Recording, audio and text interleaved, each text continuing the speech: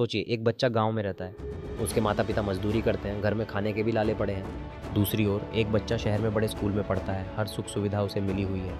अब सवाल ये उठता है, क्या ये दोनों बच्चे बराबर हैं?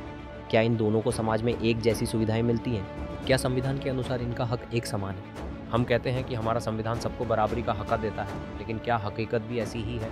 यही सवाल आज हम उठाने वाले हैं और समझने की कोशिश करेंगे कि संविधान में जो बराबरी का वादा किया गया है वो ज़मीन पर कितना सच साबित होता है।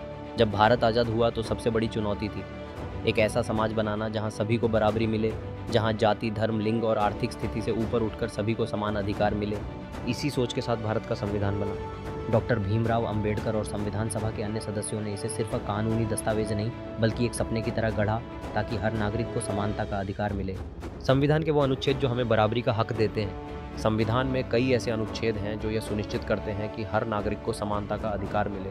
अनुच्छेद 14 यह कहता है कि कानून की नज़र में सभी समान होंगे, यानी किसी भी व्यक्ति के साथ भेदभाव नहीं किया जाएगा, चाहे वह गरीब हो या अमीर, महिला हो या पुरुष, हिंदू हो या मुस्लिम, सभी को कानून के तहत समान माना जाएगा। अनुच्छेद 15 यह जाति, धर्म, लिंग, जन्म स्थान के आधार पर किसी भी प्रकार के भेदभाव को रोकता है।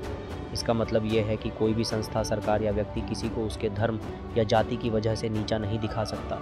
अनुच्छेद 16 यह सरकारी नौकरियों में समान अवसर देने की बात करता है, यानी किसी को भी सिर्फ उसकी जाति या धर्म की वजह से नौकरी से वंचित नहीं किया जा सकता। अनुच्छेद 17 यह अस्पृश्यता, छुआछूत को पूरी तरह खत्म करता है और इसे अपराध घोषित करता है, यानी किसी को उसकी जाति के कारण अछूत नहीं माना जा सकता। अनुच्छेद 29 यह कहता है कि सरकार को ऐसा समाज बनाना चाहिए जहां धन और संसाधनों का वितरण समान रूप से हो। अनुच्छेद 46 यह कहता है कि सरकार को दलितों, पिछड़े वर्गों और आदिवासियों को आगे बढ़ाने के लिए विशेष प्रयास करने चाहिए। संविधान ने तो हमें बराबरी का हक दिया, लेकिन क्या ज़मीन पर हर कोई बराबर है? नहीं। समाज में अभी भी जातिवाद, लिंग भेदभाव, गरीबी और अन्याय बना हुआ है। संविधान ने छुआछूत खत्म कर दी, लेकिन आज भी कई गाँवों में दलित समुदाय के लोगों को मंदिरों में प्रवेश नहीं करने दिया जाता। कई जगहों पर उनके साथ भेदभाव किया जाता है। दलितों को ऊंची जातियों के कुएं से पानी नहीं भरने दिया जाता। शादी में घोड़ी चढ़ने पर हिंसा हो जाती है। भारत में महिलाओं को समानता का अधिकार दिया गया है, लेकिन क्या सच में महिलाएं पुरुषों के बराबर हैं?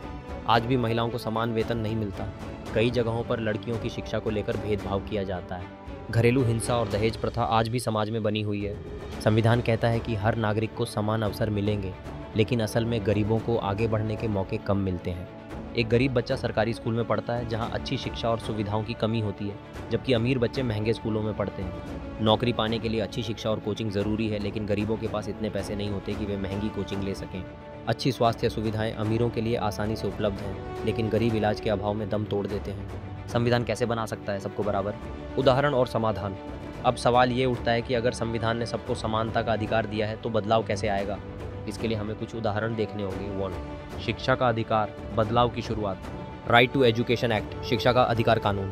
यह कानून कहता है कि 6 से 14 साल के सभी बच्चों को मुफ्त शिक्षा मिलनी चाहिए। पहले गरीब बच्चे स्कूल नहीं जा पाते थे, लेकिन इस कानून ने लाखों बच्चों को शिक्षा दिलाई।